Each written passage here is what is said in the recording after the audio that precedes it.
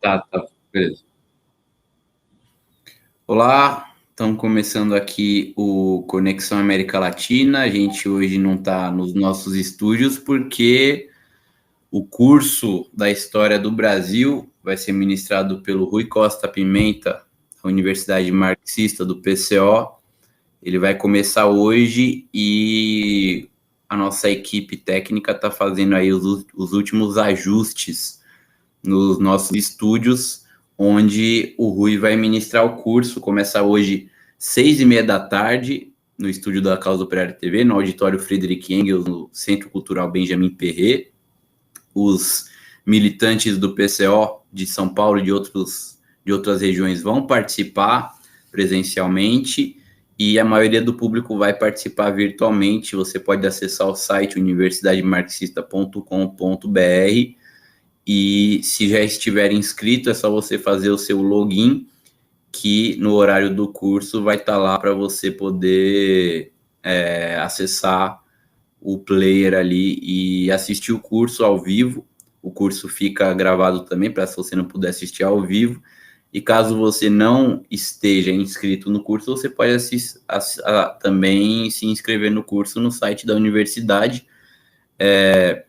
Você pode fazer a sua inscrição para esse primeiro módulo, que vai contar a história dos 3 primeiros anos do Brasil desde 1500, né? Vai falar um pouco antes também sobre a questão das navegações portuguesas, da colonização na América Latina.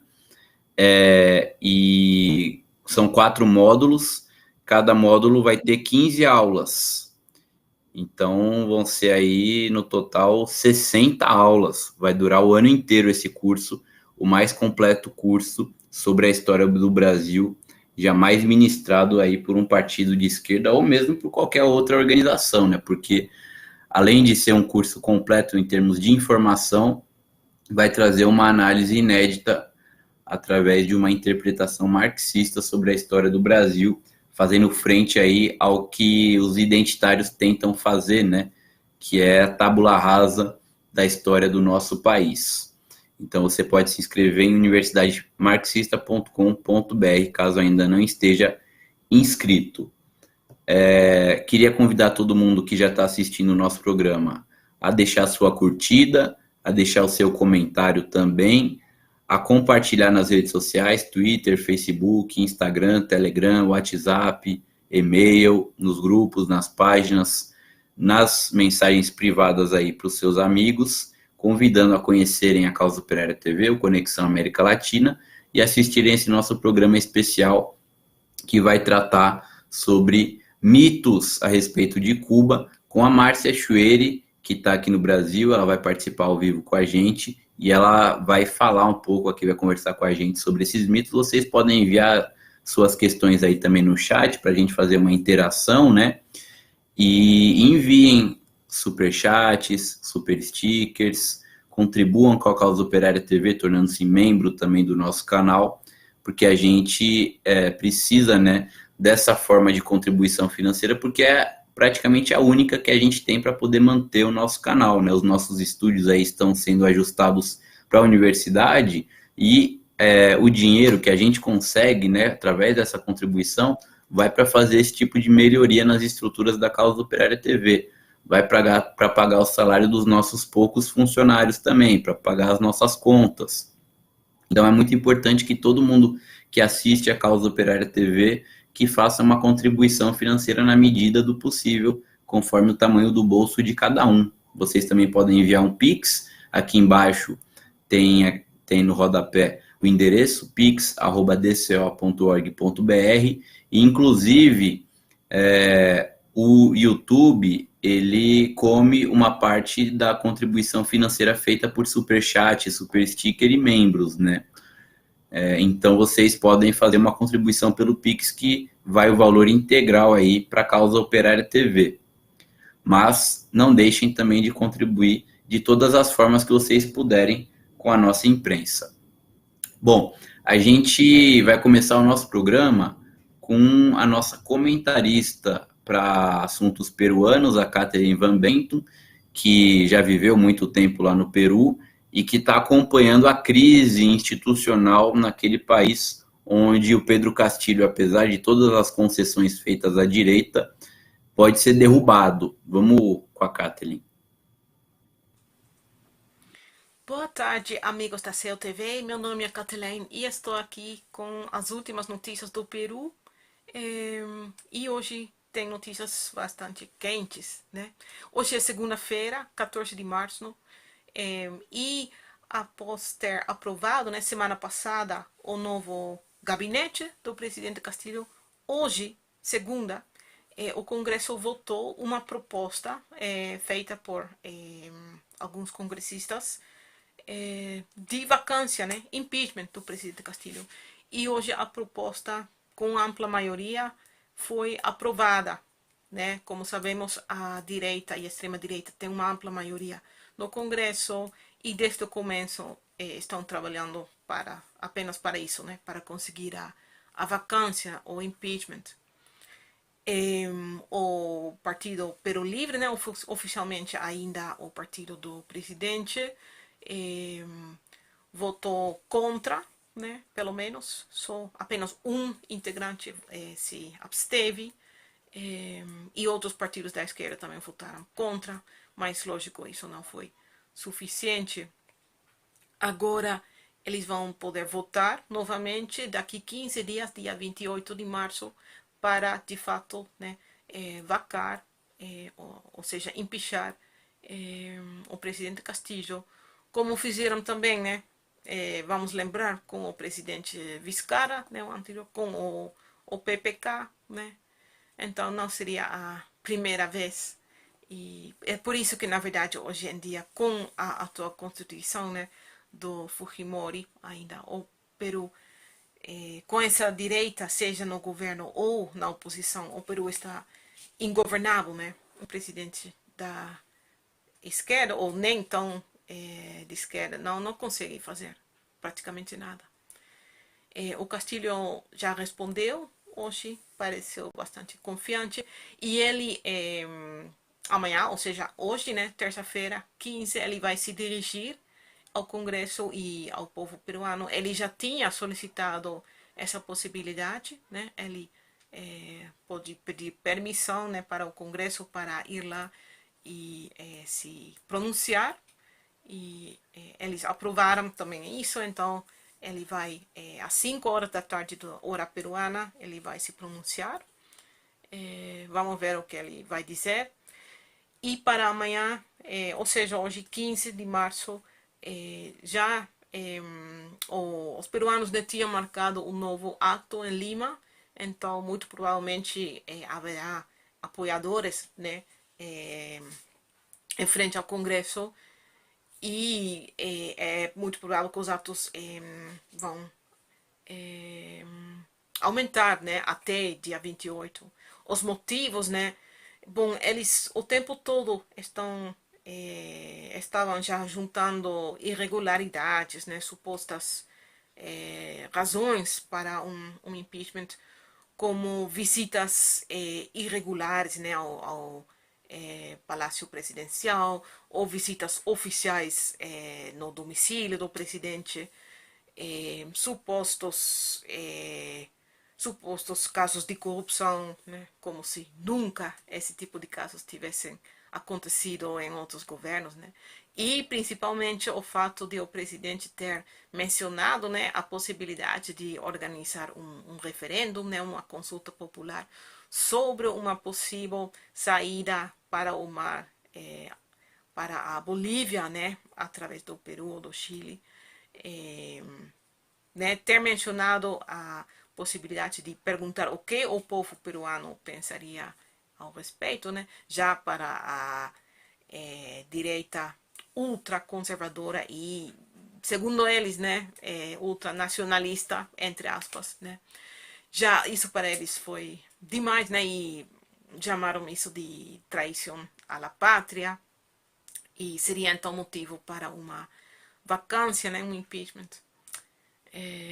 Então, vamos ver, vamos ter então mais 15 dias tensos, dias que não vai ser tratado, né, o que realmente importa, com essa situação quase insustentável. Mas então, semana que vem vai ter mais notícias e enquanto isso, vamos torcer, né, para que o povo peruano consiga defender o seu voto e a democracia no Peru. Muito obrigada e até semana que vem.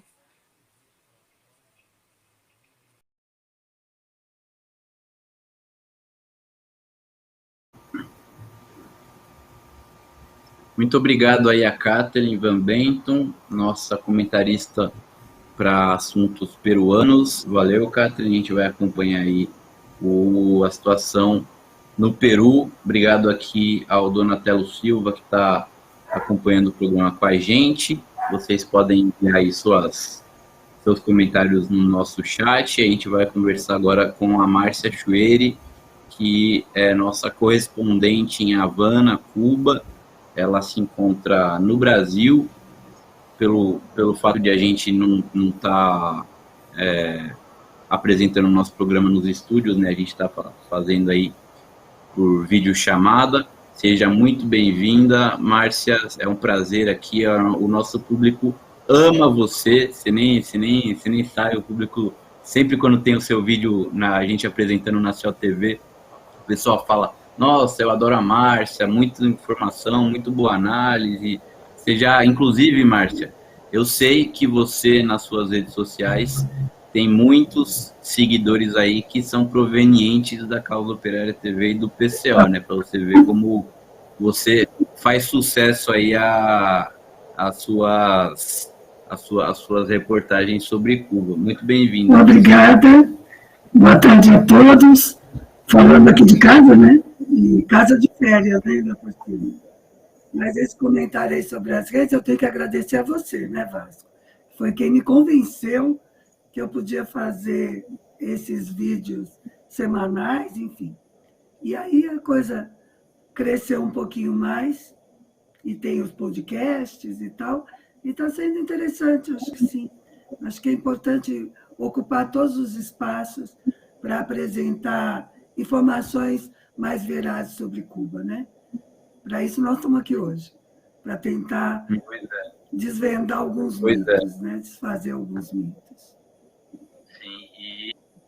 Sim, e é muito importante, né, a gente ter uma pessoa, né, uma brasileira em Cuba trazendo nessas informações para a gente, porque, como você sabe mais do que ninguém, e nosso público também, o cerco, né, de propaganda aí contra Cuba é enorme, né? O que a gente está vendo contra a Rússia nesse momento é o que acontece contra Cuba há 60 anos, né? Então, esse programa é especial também para a gente desmentir, né, algumas coisas sobre Cuba. A Catherine Van Bento, que acabou de comentar aqui no nosso programa, enviou também um comentário no chat, dando uma boa tarde para você, Márcia, seja bem-vinda.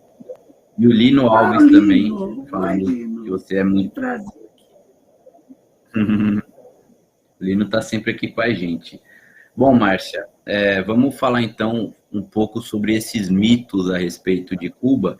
Eu queria que você começasse falando de um deles, que é sobre a família Castro. O Fidel Castro, ele teria muita fortuna aí escondida e governaria Cuba, né, e depois do Raul também, etc., como se ele fosse um burguês, né?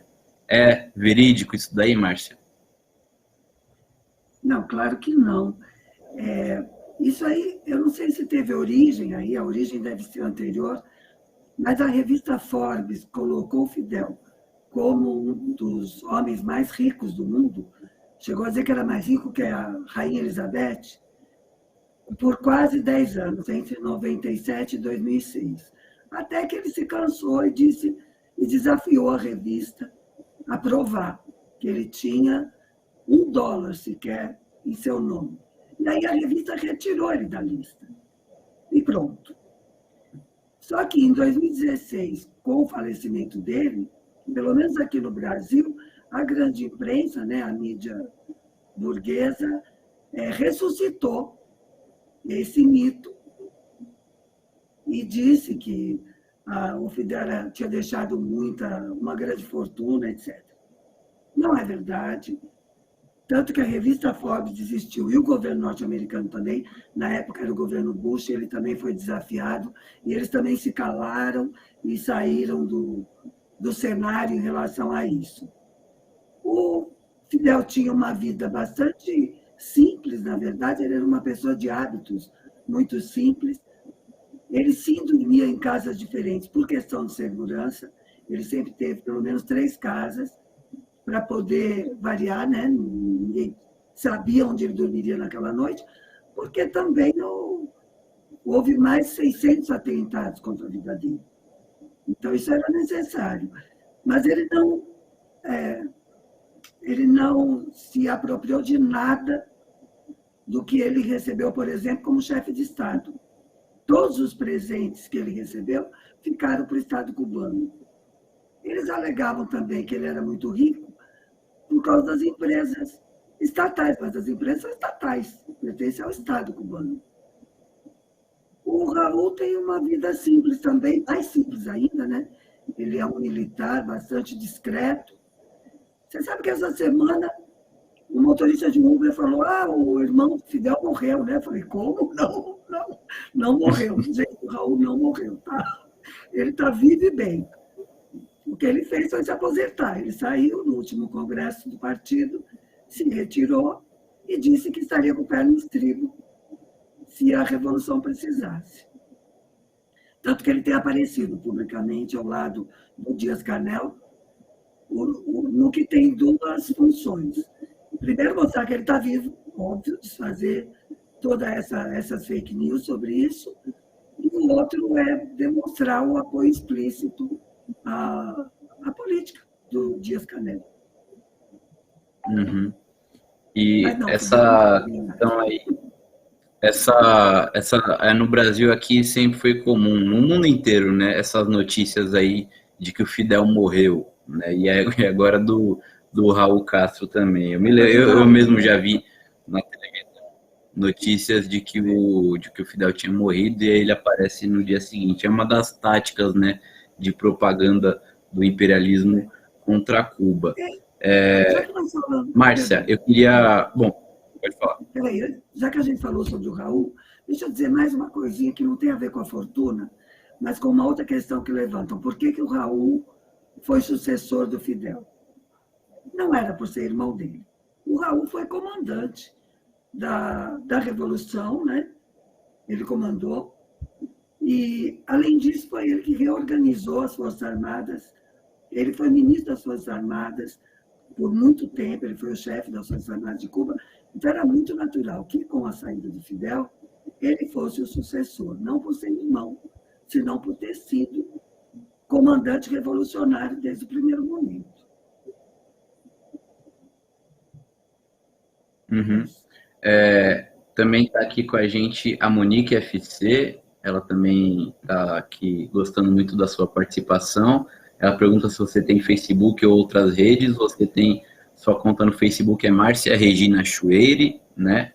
E você tem também os canais de Cuba. Pode falar aí, se você tiver. Nós temos no Facebook e no Instagram o Coisas de Cuba. O nome da página é Coisas de Cuba. E provavelmente nós temos um canal no YouTube chamado Direto de Cuba, que possivelmente vai mudar o nomezinho logo, logo. Mas pode procurar Coisas de Cuba no Facebook e no Instagram e no YouTube Direto de Cuba, onde vocês encontram os vídeos semanais que saem pela COTV e os podcasts, não porque é YouTube, mas outros vídeos também. O Vitor Muniz, ele fala que acompanha seu podcast no Spotify também, Coisas de Cuba. Obrigada. Vitor Muniz, que é nosso companheiro aqui também do PCO lá da Bahia. E a Adriana Machado, nossa correspondente em Nova York, também dá um oi para você, lá dos Estados Unidos. Márcia, queria que você falasse sobre como que é a vida e os direitos dos LGBTs em Cuba. Bonito esse. Neste momento é normal, como de todo mundo. né? Não tem nenhum tipo de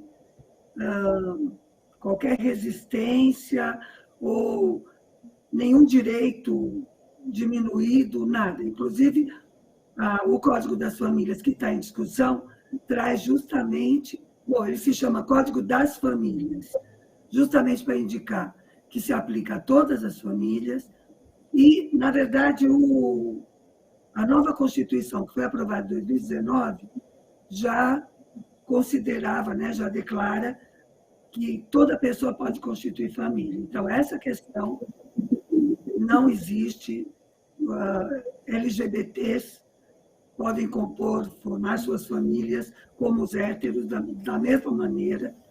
A questão do casamento, propriamente, está sendo discutida no projeto de lei do Código das Famílias. Agora, eu queria só comentar rapidamente de onde vem esse mito. De fato, no começo da Revolução, né, havia algumas restrições aos LGBT. Por exemplo, eles não podiam trabalhar com educação e cultura, pela influência que poderiam exercer sobre as crianças e adolescentes, não podiam ser membros do partido, mas tudo isso muda na década de 90, no início da década de 90. Quer dizer, faz muitos anos já que isso desapareceu. E era, como disse a Mariela Castro, o partido não aceitava os LGBT porque era, naquele momento, machista e homofóbico, como a própria população cubana era naquele momento, a sociedade cubana, como a sociedade mundial. E não só em Cuba, né, porque... Exatamente, nos Estados Unidos, no Brasil, né, em todo mundo era isso daí. E, na verdade, o preconceito e discriminação contra os LGBTs era maior até nos Estados Unidos nessa época, até maior que o próprio Cuba nessa época. Né? Sim.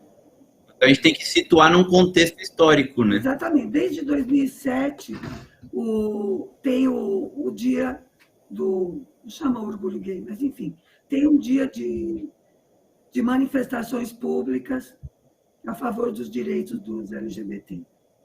Como aqui no Brasil, a passeata, a manifestação, a festa na rua, em Cuba também ocorre igualmente. Só com a pandemia teve que fazer menos. Márcia, você falou sobre esse Código das Famílias. Queria que você explicasse um pouquinho o que é esse Código das Famílias. Sim, esse é um assunto bem interessante que está causando muita polêmica neste momento. A polêmica é fabricada, em grande parte, pelos contra-revolucionários. Uma das questões que eles abordam é a questão do casamento homoafetivo. E é muito engraçado até, porque dependendo da bolha em que eles estão atuando, eles tratam de maneiras opostas. Então, se eles estão falando com evangélicos ou com pessoas mais conservadoras, eles falam do perigo do casamento LGBT. E se eles estão falando com um meio LGBT, um meio mais avançado, o que eles dizem é que a Constituição não aceita o casamento LGBT, ou seja, a polêmica é criada pelos dois lados. O Código das Famílias, inclusive, é um exemplo de como funciona a democracia e as leis em Cuba. O Código das Famílias foi preparado a partir da nova Constituição, 2019, o projeto foi feito por uma comissão, foram feitas 22 versões, porque iam sendo consultadas, né, com juristas e tal, e iam sendo atualizadas. Aí, quando chegou na 23ª, foi apresentada à Assembleia Nacional do Poder Popular, que a aprovou, e então formou-se uma nova comissão que levou esse projeto a organizações de massa, aos CDRs, a organizações de mulheres, enfim. Além disso, abriu-se para toda a população, desde janeiro, para toda a população poder criticar, fazer sugestões, se manifestar. Para isso, criar um e-mail específico só para o Código das Famílias, um aplicativo de celular, por onde a pessoa pode falar diretamente com o Ministério da Justiça, com a comissão, né, que está redigindo. Isso vai até abril, daí vai novamente para a Assembleia Nacional do Poder Popular, com as novas modificações. A Assembleia Nacional do Poder Popular é o Congresso, né? O Congresso Nacional de Cuba. Então, a Assembleia também fará suas alterações que considere necessárias, e aí aprova e vai para referendo popular. Ou seja, o Código das Famílias vai ser aprovado por referendo popular. Não é nem pelo partido, nem pelo Ministério, nem pela Assembleia Nacional. Todo mundo participou na confecção e opinando. Mas é o povo que vota e decide. Muito interessante, Márcia, porque recentemente, há poucos anos, também foi aprovada a nova Constituição de Cuba e também foi através de um referendo popular, né? Então, isso daí mostra, né, que, na verdade, a propaganda do imperialismo diz que em Cuba não há eleições. Então, primeiro eu queria que você explicasse se em Cuba há eleições. Só que, além disso, as eleições não são o único parâmetro de democracia, são, por exemplo, esse tipo de consulta, né, referendos, Código da Família, Constituição, que o povo participa de verdade, né, em Cuba, e tem assembleias populares ali nas várias cidades, em que inclusive os deputados eleitos por aquelas províncias, por aquelas cidades, vão ali prestar contas, né? Queria que você falasse um pouquinho a respeito do funcionamento democrático em Cuba, além das eleições. As assembleias do Poder Popular existem em 3 níveis, né? A Assembleia Nacional, que é o Congresso Nacional, as provinciais e as municipais. Para ser membro, para ser deputado a uma assembleia, você precisa ser indicado e votado. Você não precisa ser membro do partido, você precisa ser conhecido pela sua base, digamos, você precisa ser atuante na sua base. Então, normalmente, quem se torna deputado são as pessoas que são mais ativas na comunidade, né? São os participantes do CDR, da Federação de Mulheres Cubanas, os das organizações estudantis, né? E outras pessoas que também têm uma ação reconhecida. A Assembleia de Poder Popular é digamos, o legislativo, né? O presidente é eleito de forma indireta pela Assembleia Nacional do Poder Popular, pelos deputados, que foram eleitos diretamente. Então, não tem... Assim, quanto à aparência formal, quanto à organização formal, é perfeitamente democrático, né? Mas, além disso, é como você disse, a democracia é muito mais que votar. É poder revogar, por exemplo, um deputado que não está atuando de maneira satisfatória. É poder participar diretamente nos outros níveis de poder, né? Como o próprio CDR, nos outros níveis de organização. Nas organizações de massa, as organizações de massa têm poder, têm poder real político. E qualquer pessoa pode participar nas organizações de massa. Então, a democracia tem que ser entendida de uma maneira muito mais ampla. Eu acho que um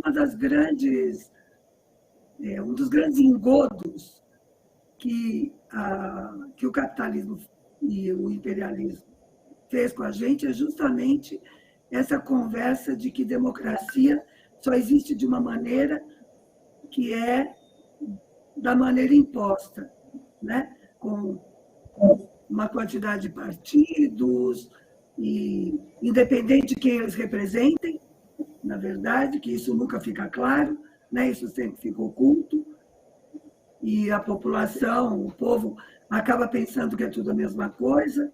É muito difícil mostrar, né, a diferença nos programas partidários, porque a maioria dos partidos aqui no Brasil nem diz qual é seu programa, né?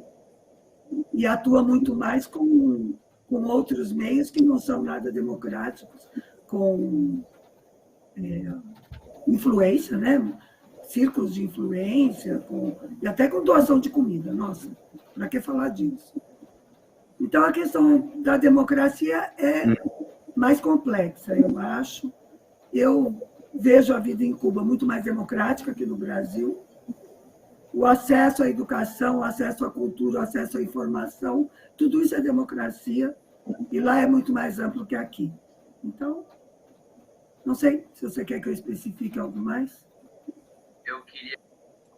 Eu queria que você falasse a respeito dos supostos presos políticos em Cuba, né? Porque se existe a possibilidade de participação democrática, como você falou, por que existiria uma repressão contra dissidentes, inimigos do regime, como diz a imprensa internacional? Bom, primeiro eu queria lembrar um discurso do Fidel, lá nos anos 60, 61, bem rapidinho aqui, quando houve uma questão com o pessoal da cultura, e ele fez uma grande reunião assim com todos os representantes, com gente que estava contra o que estava acontecendo naquele momento, era uma questão com um filme.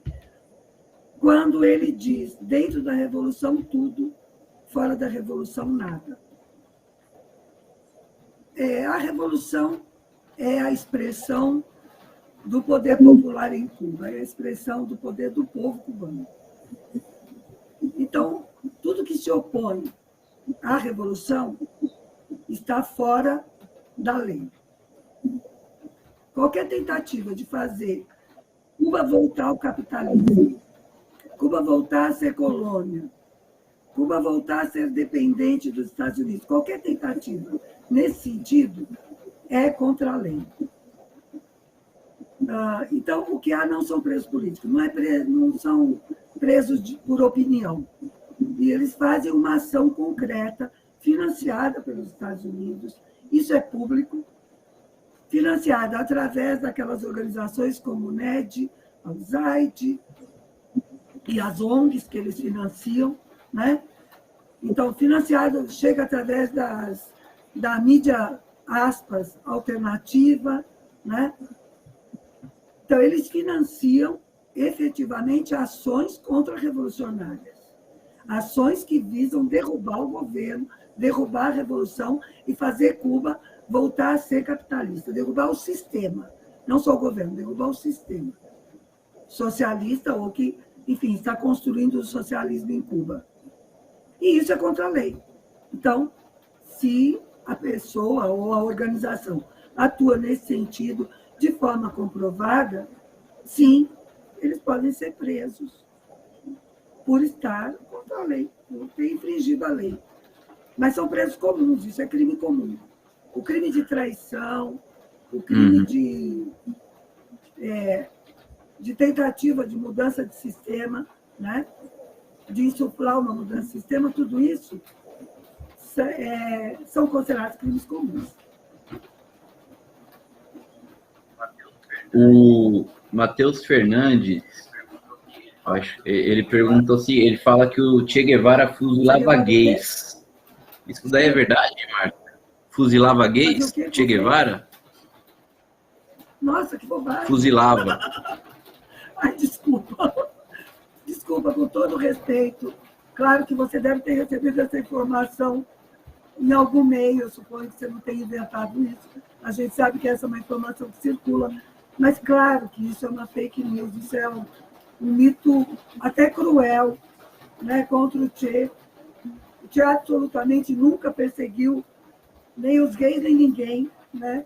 O que aconteceu é que, no início do processo revolucionário, os tribunais revolucionários, quem dirigia no início era o Che, mas quem foi morto naquele momento, os que foram fuzilados, eram torturadores, eram traidores, eram membros da polícia do Batista, né?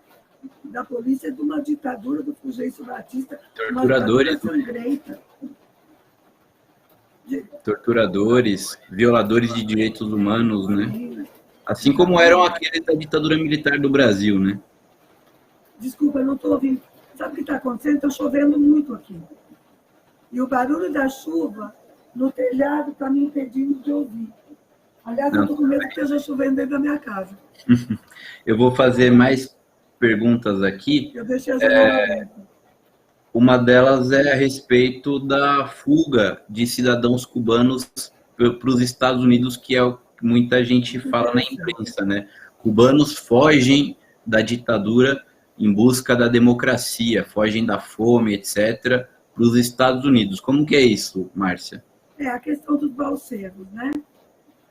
Primeiro que houve um momento que sim, era preciso, ou pelo menos eles tentavam fugir da fome. Fome imposta pelo bloqueio norte-americano. É bom lembrar. O povo cubano passa muito menos fome que a maioria dos povos latino-americanos. Aliás, não passa porque tem a sua alimentação básica assegurada, pelo menos em grande parte, pela cesta básica, que ele recebe mensalmente, né, e semanalmente também, dependendo dos produtos. Mas em relação aos balseiros, já em 66, o presidente americano, Lyndon Johnson, baixou uma lei de ajuste cubano. Uma lei de ajuste normalmente serve para legalizar os determinados imigrantes que estejam clandestinos no país. Mas a lei de ajuste cubana foi diferente. Na verdade, ela dizia que qualquer cubano que chegasse aos Estados Unidos, independente do meio por que chegasse, receberia a residência, o direito de residir nos Estados Unidos, ao contrário de todos os outros latino-americanos que tentavam emigrar e tentam até hoje. Ao mesmo tempo, os Estados Unidos não concediam vistos, nem mesmo os que eram acordados a cada ano. Então, isso forçava, isso pressionava as pessoas, até por desejo de reunificação familiar, não era só questões econômicas, a sair, a querer sair, porque era só chegar nos Estados Unidos que estava resolvido. Isso é mais ou menos assim até hoje, né? A mudança que houve foi com o, como é que chama aquele presidente? O Clinton. O Clinton mudou e exigiu que os cubanos pisassem terra firme. Então, a partir daí, começou a se chamar a lei do pé seco. Se a pessoa pisa na terra, o cubano, claro, ele recebe o direito à residência. Se é pego no mar, é devolvido para Cuba. No caso dos balseiros e tal. Mas o que mais pressionava e pressiona a sair é que os Estados Unidos não concedem os vistos acordados. Eles firmam o acordo com Cuba todo ano e depois não concedem aquela quantidade de vistos. Inclusive, fecharam a embaixada em Cuba, obrigam a ir a outro país, a um terceiro país, para pedir visto. Eles complicam, eles dificultam de todas as maneiras. Obrigado aqui a Eliana Monteiro da Silva, boa tarde para ela. Boa tarde ao Willis Kennedy Menezes, ao Tavares Carneiro também, um abraço para ele, lá de Luxemburgo. O Vitor Muniz, ele pergunta por que não vemos feministas com peitos de fora em Cuba, Márcia, se é falta de democracia. Feminista com peitos de fora? Já viu aqueles protestos que tem pelo mundo?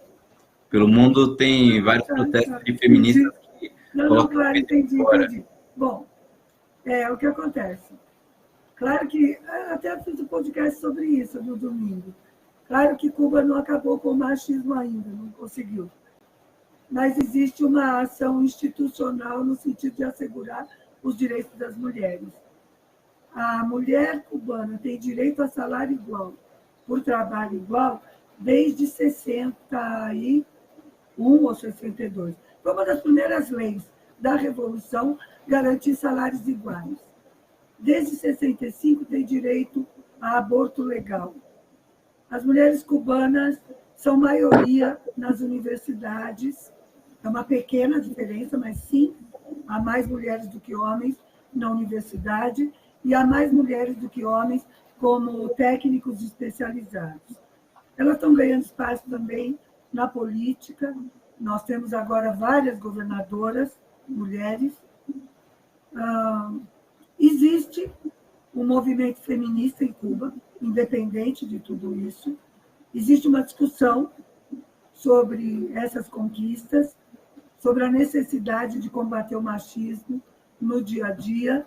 O que não existe é um machismo estrutural, um machismo institucional, porque é combatido desde 60, né? Nas leis, na aplicação dessas leis.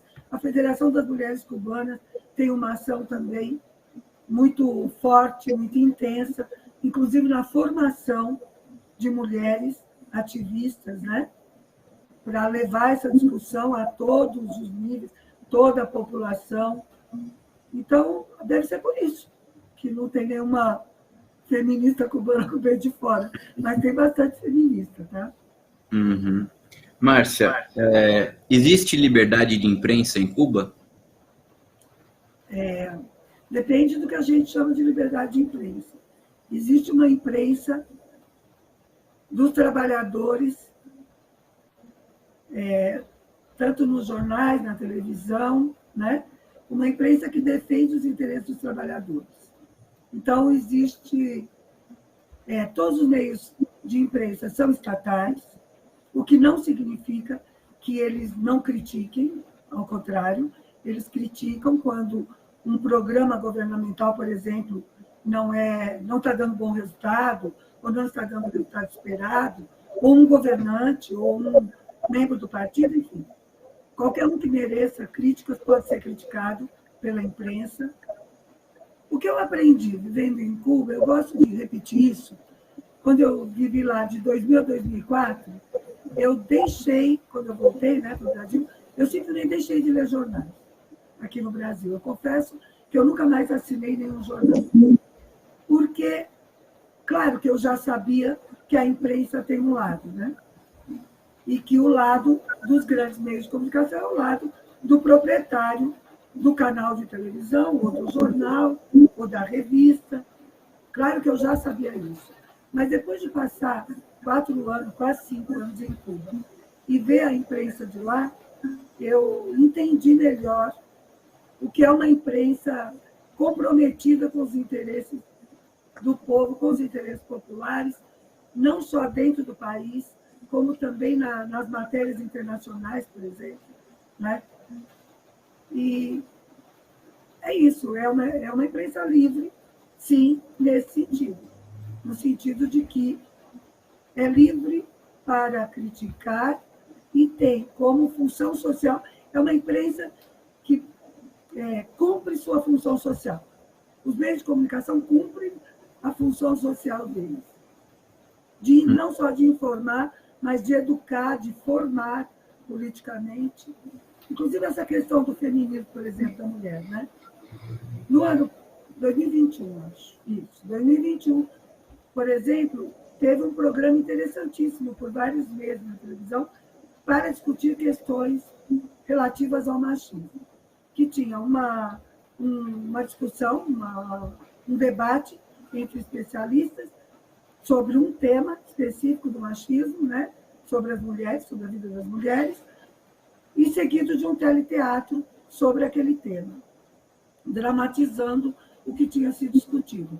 No mesmo período, havia um outro programa, num outro dia, sobre como o machismo afeta a vida dos homens.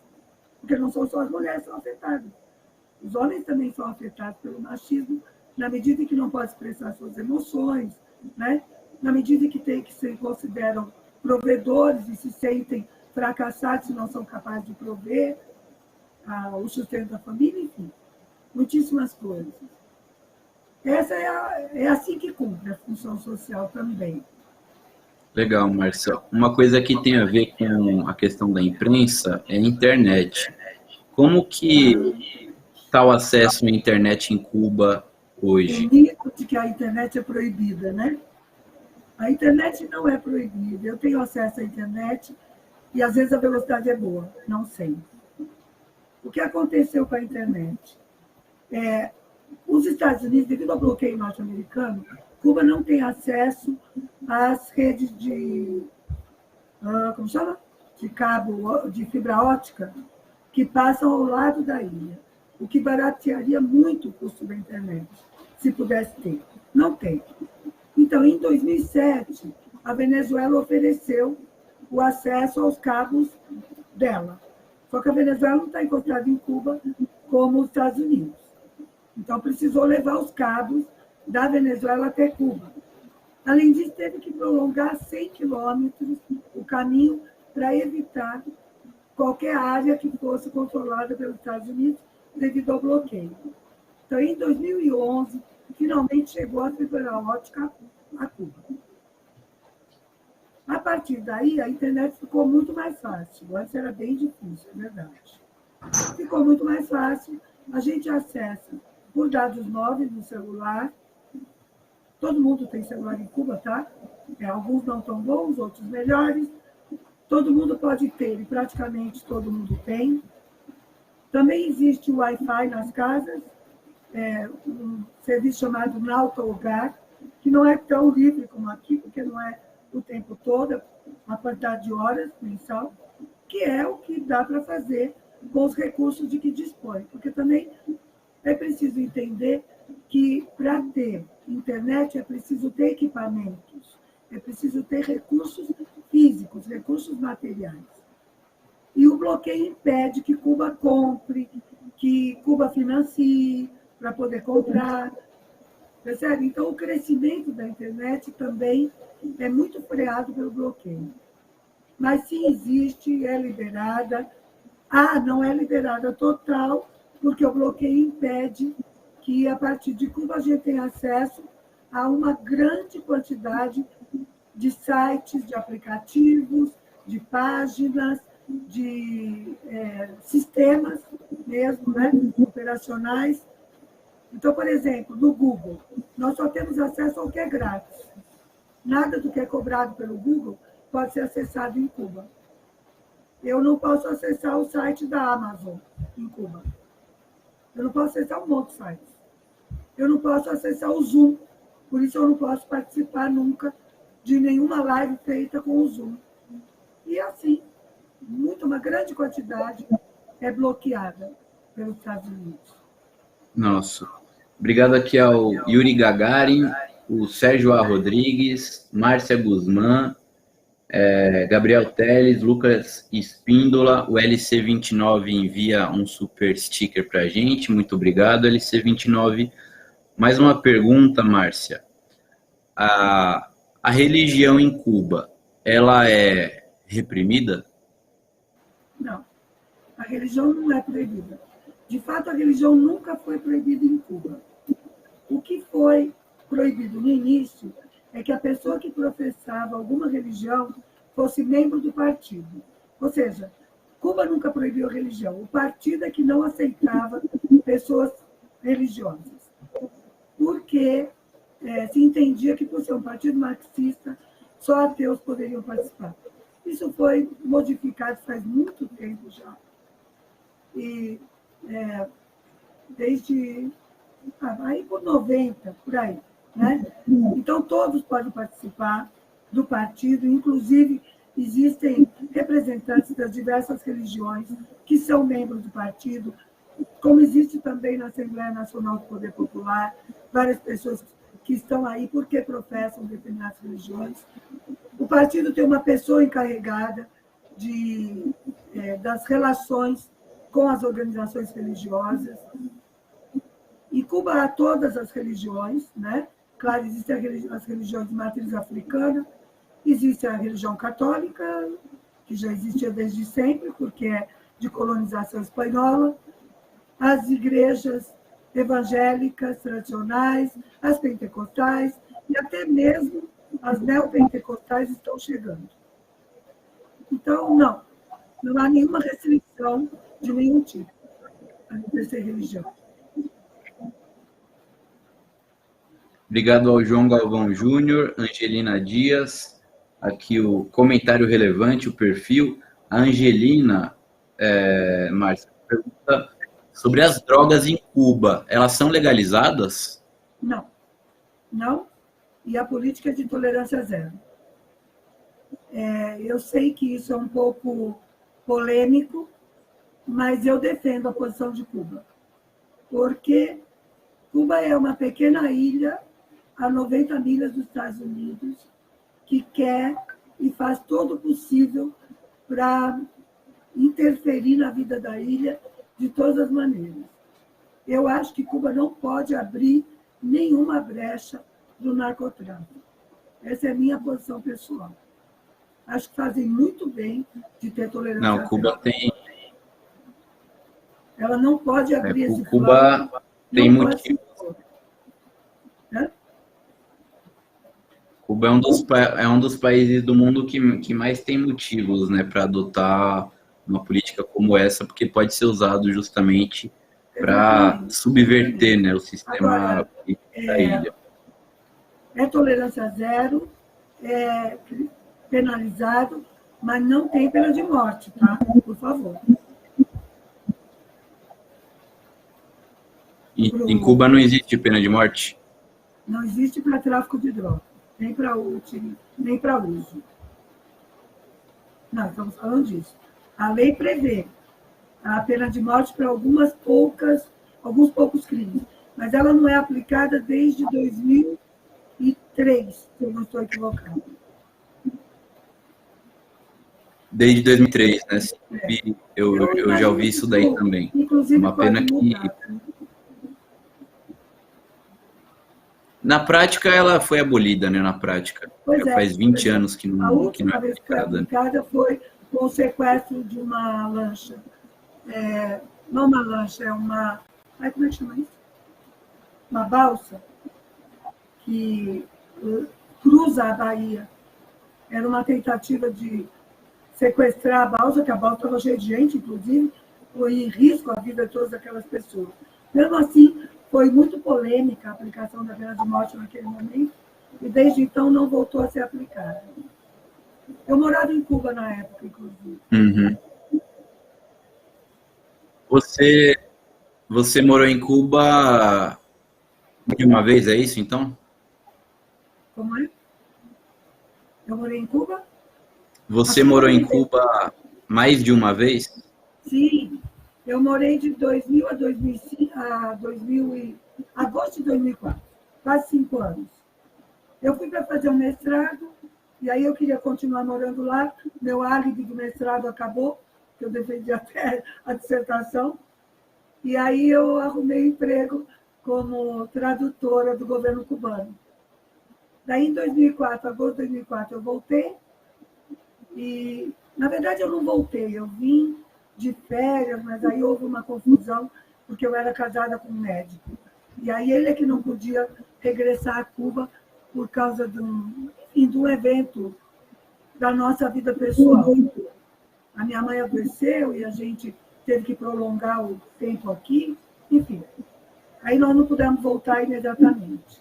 Depois, em 2018, eu voltei a ser convidada a trabalhar no mesmo cargo, como tradutora do governo cubano.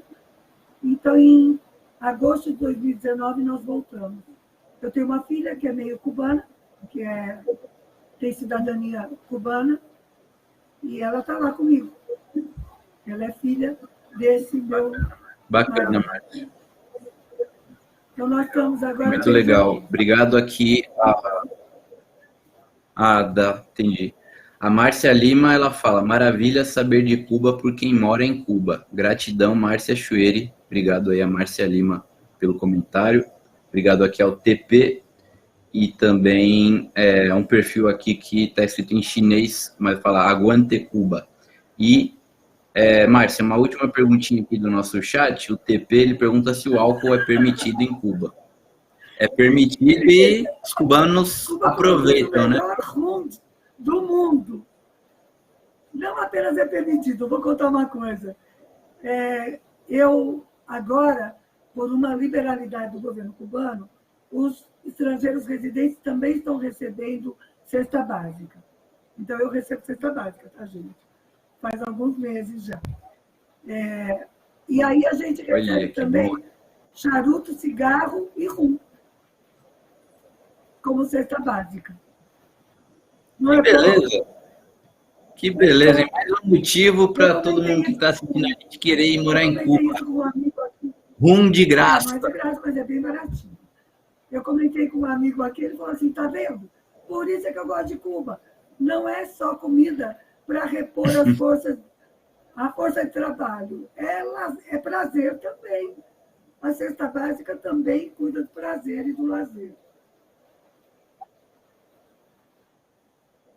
Que ótimo, Márcia. A gente está chegando aqui ao fim do nosso programa. Queria agradecer muitíssimo a sua participação, esclarecendo muitas dúvidas minhas, gerais, aqui do chat também. A gente pôde ler aqui algumas perguntas. Valeu, Márcia. Márcia Chueri, que é correspondente da Causa Operária TV em Cuba. Vocês podem seguir a Márcia nas redes sociais, Coisas de Cuba, e o perfil dela no Facebook também, Márcia Regina Chueri. A gente agradece muito, um grande beijo para você, Márcia, espero que a gente possa se encontrar pessoalmente também nos próximos dias aí. Valeu, Márcia. Obrigada a vocês por me permitir participar, um grande beijo a todos e saudações socialistas.